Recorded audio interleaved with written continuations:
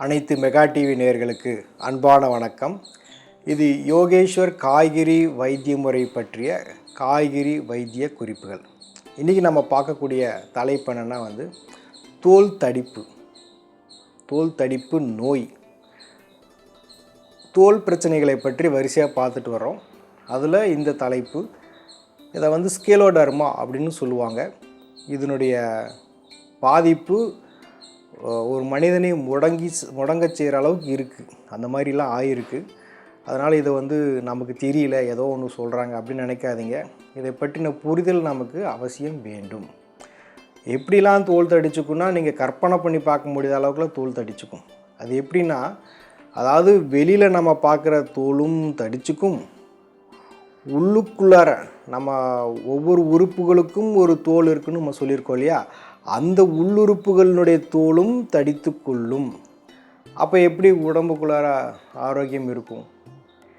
அப்போ இது எப்படி அப்படின்னா, மொத்த உடம்பையும் ஸ்தம்பிக்க செய்யக்கூடிய விஷயமாக இருக்குது இந்த தோல் தடிப்பு நோய்.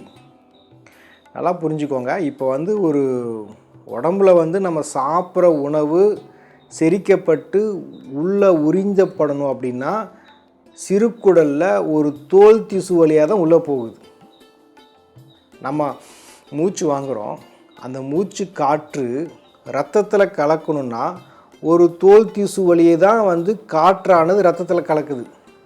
சரி, நம்ம சிறுநீர் போகிறோம், அந்த சிறுநீரகத்தில் ரத்தத்தில் இருக்கக்கூடிய தேவையில்லாத உப்புத்தன்மையை பிரித்து எடுக்கிறது ஒரு தோல் வழியாக தான். இதெல்லாம் உறுப்புகள் தான். அதாவது நுரையீரல்ங்கிறது ஒரு உறுப்பு, சிறுகுடல்ங்கிறது ஒரு உறுப்பு, அப்புறம் சிறுநீரகம்ங்கிறது ஒரு உறுப்பு தான், இல்லைன்னு சொல்ல. ஆனால் அந்த உறுப்பில் முக்கியமான பகுதி, இந்த இன்ஜின் சொல்கிற அந்த முக்கியமான எந்த இடத்துல இது நிகழுதுன்னா தோல் திசு வழியாக தான் நிகழுது. அப்போ உள்ளே இருக்கக்கூடிய தோல் எவ்வளோ முக்கியம்னு பார்த்துக்கோங்க.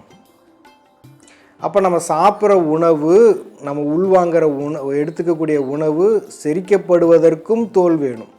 நம்ம மூச்சு காற்று இழுக்கிறோம், அது உள்ளே நல்ல விதமாக போய் சேர்கிறதுக்கும் தோல் தேவைப்படுது.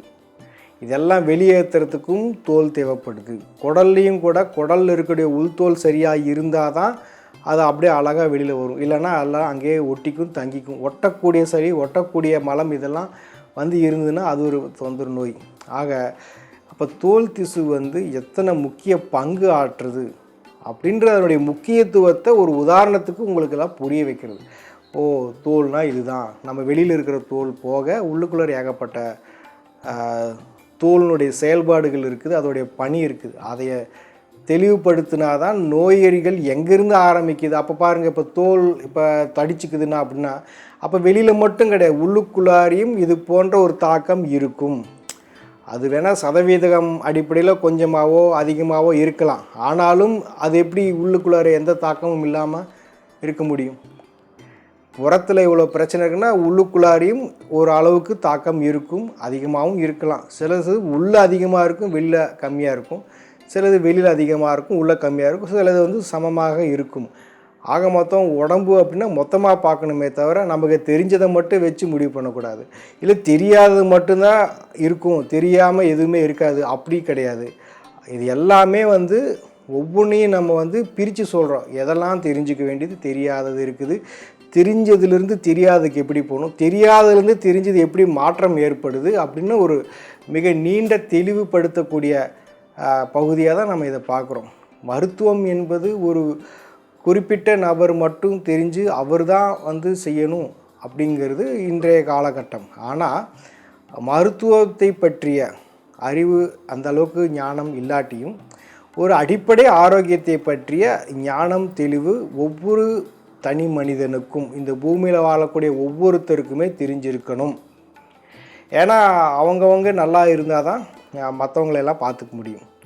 என்னை கடைசியில் யார் பார்த்துக்குவா அப்படிங்கிற கேள்வி இப்போ எல்லாருக்கும் வந்துருச்சு. கடைசி காலத்தில் என்னை யார் பார்த்துக்குவாங்க? ஆக நம்ம சேமித்து வைக்கிறதுல ஒரு பகுதி நம்ம பாதுகாப்பு திட்டத்தில் போட்டு வச்சுக்கிறோம், காப்பீட்டில். இதில் கொஞ்சம், அதில் கொஞ்சம், கிட்னிக்கு கொஞ்சம், ஹார்ட்டுக்கு கொஞ்சம், இப்படி போச்சு. ஏன்னா அது நம்மளை காப்பாற்றும் அப்படின்னு நினச்சிக்கிட்டு இருக்கிறோம். ஆனால் உண்மையிலே யார் காப்பாற்றுவாங்க? நம்மளே நாம தான் பார்த்துக்கணும். எதிர்காலத்தினுடைய உலகம் ஒரு கூட்டமைப்பாக இருக்குமாங்கிறது தெரியல. ஆனால் ஒவ்வொருத்தரும் அவங்கவுங்களே பார்த்துக்கணுங்கிற ஒரு கடமை இருக்குது. அதை நாம் தான் செஞ்சாகும். நமக்கெல்லாம் யாரும் வந்து அப்படி பெருசாக வந்து காப்பாற்றக்கூடிய சூழல் இருக்குமான்னு தெரியல. இப்போ தனிநபரை நோக்கி உலக வாழ்க்கையில் போயிட்டுருக்கறனால நீங்கள் இப்பயும் சரி எப்பயும் சரி உங்களை நீங்கள் நம்புறது நல்லது. அதுக்கு இந்த காய்கறிகள் உதவி செய்யும். இதெல்லாம் ஏன் இப்போ நான் சொல்ல வரேன்னா, இந்த இந்த ஒரு மனிதர்களை பார்க்குறோம், இவங்களுக்கு அந்த பிரச்சனை அப்படி இப்படின்னு பார்க்குறப்ப மனதில் ஒரு இனம் புரியாத ஒரு பயம், இன்செக்யூரிட்டின்னு சொல்லுவாங்க, அது உருவாகுது.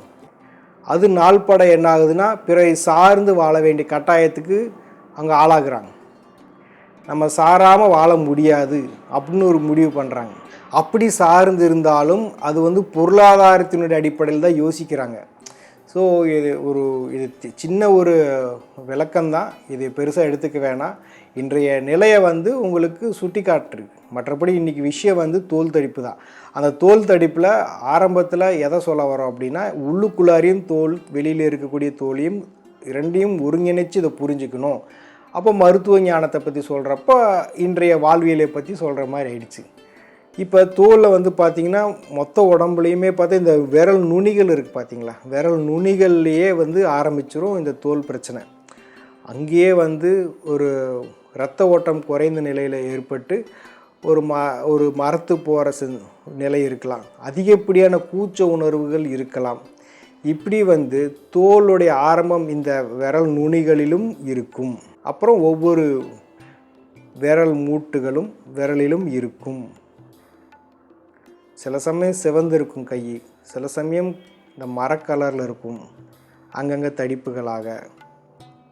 இந்த தன்மை வந்து இங்கே மட்டும் இருக்காது, அப்படியே மேலே கையில் மேலே இது வரைக்கும் போகும், 2 கையிலையும் போகும், முகத்துலேயும் இதனுடைய தாக்கம் இருக்கும்.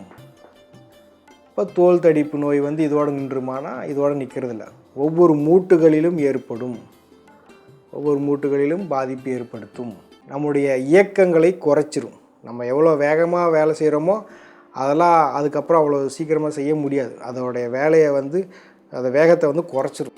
இப்படி சொல்லப்போனால் நம்ம சாப்பிட்ற உணவு குழாய் இருக்குது பார்த்திங்களா, அதுவே வந்து அதுலேயே ஒரு மந்தத்தன்மை. அந்த உணவு குழாயோட வேகமாக வேலை செய்யாது, மெதுவாக தான் மென்று முழுங்கி சாப்பிடுவாங்க.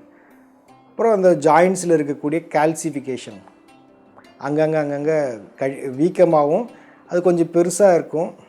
மூட்டுகள்லாம் அது என்னென்னு அவங்களுக்கு தெரியாதோ பெருசாக இருக்குதுன்னு நினச்சிக்குவாங்க. மூட்டு இணைப்புகளுக்கும் ஒரு சிதைவு ஏற்படலாம், அப்படியும் ஒன்று இருக்குது. இப்படி ஸ்கேலோடர்மா தோல் தடிப்பு வந்து வெளிப்புறத்தில் இருக்குது, உள்ளுக்குள்ளாரே இப்போ நம்ம சொல்லிகிட்ருக்குறோம். இப்போ இந்த 3 இடத்துலேருந்து இந்த தோல் சம்மந்தப்பட்ட பிரச்சனைகள் ஆரம்ப பெறும். ஒன்று வந்து நுரையீரல், இன்னொன்று வந்து வயிற்று சிறுகுடலில் இருந்து, அப்புறம் சிறுநகரல். இது மூணுமே நம்ம கருத்தில் கொண்டு தான் ஒரு தோல் நோயை வந்து புரிஞ்சுக்கணும். ஸ்கேலோடர்மாவினுடைய தாக்கம் இப்படி இருக்குது. எல்லாமே பாதிக்கப்படும் பொழுது ரத்த ஓட்டம் மந்தமாகும் பொழுது அப்போ இருதயம் என்ன பண்ணும், ரொம்ப அதிவேகமாக அதை போக முடியாததெல்லாம் வேகமாக உழைச்சி அப்போ அதுவும் சோர்வு அடைஞ்சிரும். சிறுநீரகமும் சோர்வடையும்.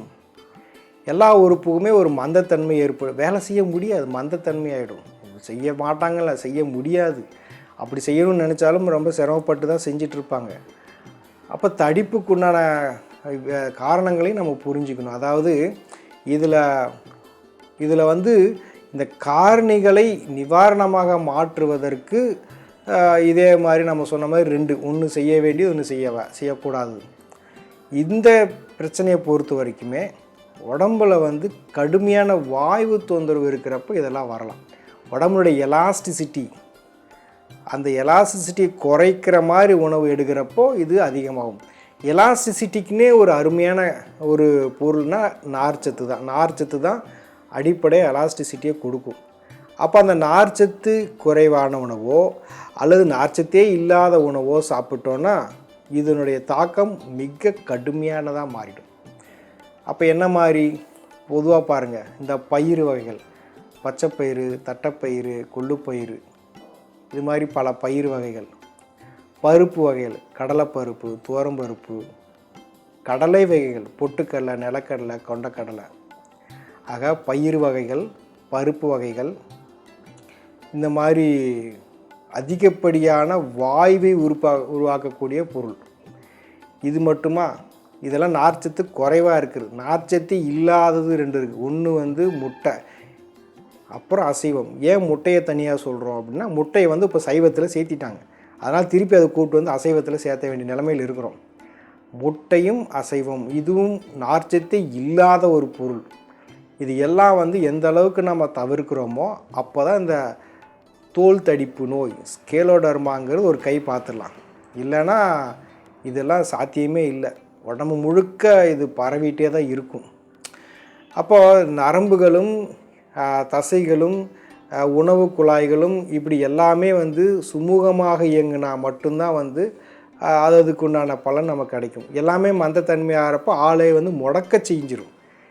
இப்போ இந்த நார்ச்சத்து அதிகம் கொண்ட ஒரு காய், உடம்புலேயே அதிக நார்ச்சத்து கொண்ட காய்கறியிலே அதிக கடுமையான நார்ச்சத்து, அதாவது இவ்வளோதாங்கண்ணா இல்லைங்க என்ன நார்ச்சத்துங்க அப்படின்னு நம்ம பாராட்டுற அளவுக்கு ஒரு காய்னா அது கொத்தவரங்காய் மட்டும்தான்.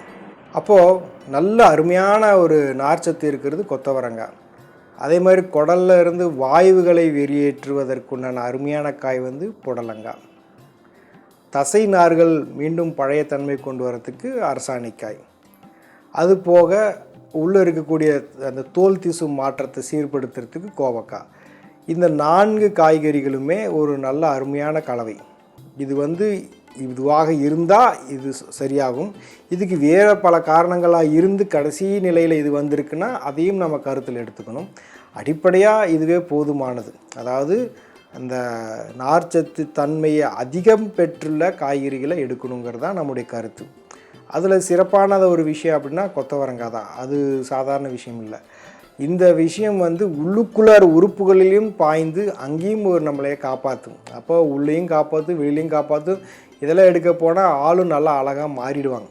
இதுக்காக நம்ம முயற்சி பண்ணி செய்ய போக இப்படி இருந்த நாம அப்படி நல்லாவும் ஆயிடலாம். அது மாதிரியும் நடந்திருக்கு.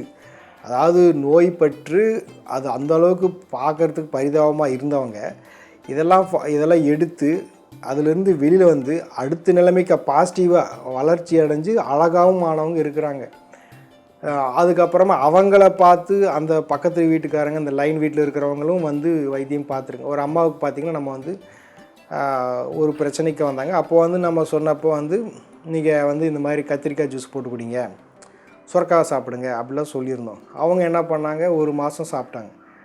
சாப்பிட்டுட்டு அடுத்த வரப்போ பார்த்தா கூட ஒரு 7-8 பேர் வந்தாங்க. என்ன அப்படின்னு கேட்டால், அதாவது இந்த வயசான அம்மா இதெல்லாம் சாப்பிட்டு அந்த அம்மாவோடைய முகம் வந்து அழகாக போயிடுச்சு. அதாவது இன்னும் கொஞ்சம் ஒரு 5-10 வயசு குறைஞ்ச மாதிரி இருக்குது. முகம் பளபளப்பாயிடுச்சு. அதை பார்த்துட்டு நாங்களும் இதை கடைப்பிடிக்கிறோம், நாங்களும் சாப்பிட்றோன்னு சொல்லிட்டு இந்த லைன் வீட்டில் இருக்கிறவங்களும் வந்திருக்கிறாங்க. அப்போ இந்த அழகை வச்சு தான் வந்து வைத்தியத்துக்கு வரக்கூடிய பக்குவம் நமக்கு இருக்குது. பாருங்க, ஆரோக்கியமாக இருக்குது வாங்கன்னா யாரும் வர்றாங்க? நோய் வந்தால் மட்டும்தான் வருவாங்க. அப்போ இந்த அழகை வச்சு தான் வந்து வைத்தியத்துக்கு வரக்கூடிய பக்குவம் நமக்கு இருக்குது. பாருங்க, ஆரோக்கியமாக இருக்குது வாங்கன்னா யாரும் வர்றாங்க? நோய் வந்தால் மட்டும்தான் வருவாங்க. ஏதாவது கஷ்டப்பட்டுட்டு இருக்கிறப்போ கூப்பிட்டா வருவாங்க. அதே மாதிரி அழகு வேணுங்கிறப்ப பாருங்கள் இயல்பாக வர்றாங்க. அந்த அளவுக்கு மனிதனுடைய சிந்தனை எந்த அளவுக்கு என்ன சொல்கிறது, எந்த அளவுக்கு கீழ்நிலையில் இருக்குது. நம்ம ஆரோக்கியத்தை பற்றி பேசுகிறப்போ எதை பற்றி கம்பேர் பண்ணி எதை சொல்ல வேண்டிய கட்டாயத்தில் இருக்கிறோம் பாருங்கள். உலகம் வந்து அதிகமான மாயைக்கும் கவர்ச்சிக்கும் உட்பட்டிருக்கு. உண்மைத்தன்மையை புரிஞ்சுக்கிறதுல தயக்கம் காட்டுது, சங்கடப்படுது. பொதுவாக மக்களுக்கு உண்மை பிடிக்கிறதில்ல. உண்மையோடு வாழ்கிறதுக்கும் கஷ்டமாக இருக்குது, உண்மையாக இருக்கிறதும் கஷ்டமாக இருக்குது, உண்மையாக வாழ்கிறவங்களோட வாழ்கிறதும் இடைஞ்சலாக இருக்குது. அப்படி ஒரு புது சொசைட்டி வந்து இப்போ உருவாயிட்ருக்கு. இதெல்லாம் நான் ஏன் அதை சொல்ல வரேன்னா, அப்போ எதுவுமே நேர்மையான விஷயத்தை வந்து சமூகத்தில் கொண்டு போகிறதுல பல தடைகள் இருக்குது. இந்த மாதிரி கவர்ச்சி திட்டத்தை கொண்டு வந்து தான் நம்ம சொல்லணும் போல் இருக்கு. அப்படியும் எடுத்துகிட்டு நல்லா ஆகிறவங்களும் இருக்கிறாங்க. அழகுக்காக வேண்டி காய்கறி சாப்பிட்றவங்களும் இருக்கிறாங்க. அப்படியும் அழகானவங்களும் இருக்கிறாங்க. அதனால் அழகுக்காக சாப்பிடணுங்கிற எண்ணத்தை விட்டுட்டு ஆரோக்கியத்துக்காக சாப்பிடுவோம். அதுக்கு ஃப்ரீயாக கிஃப்டாக அழகும் சேர்த்து நமக்கு கிடைக்கும். அதைய ப்ரொமோட் பண்ணணுங்கிற எண்ணத்தில் சொல்லலை. இதுவும் உங்களுக்கு கிடைக்கப்பெறும். அழகு மட்டும் இல்லை, உங்களுடைய அறிவாற்றல், சிந்தனை, உங்களுடைய வேலை பலம், வேலைத்திறன், செயல்திறன் எல்லாமே மேம்படும். இது மட்டும் கிடையாது, எல்லாமே தான் கிடைக்குது. வெளிப்படையாக தெரிகிறது வந்து இது தெரியலாம். அது வெளிப்படையாக தெரியறத நம்ம வந்து உடனே ஈர்க்கப்படுறோம். அதுக்கு பின்னாடி எவ்வளோ உண்மை திண்மை இருக்குங்கிறத வந்து நம்ம ஒரு குறிப்பிட்டு சொல்ல வேண்டியது இருக்குது, சொல்லியிருக்கிறோம். அப்போ ஸ்கேலோடர்மா அப்படிங்கிற வியாதி எந்த மாதிரி ஒரு கொடுமையாக இருக்குது, அதுக்குண்டான தீர்வுகள் எல்லாமே பார்த்துருக்குறோம். இது வந்து இது போக உயிரணு அப்படின்னு சொல்லக்கூடிய உயிரணு அலர்ச்சி அப்படின்னு ஒரு நோய் இருக்குது. அது ஒரு கடுமையான நோய். அது அதிகப்படியாக கால்களில் வரலாம். அதை பற்றி நம்ம பார்க்குறோம்.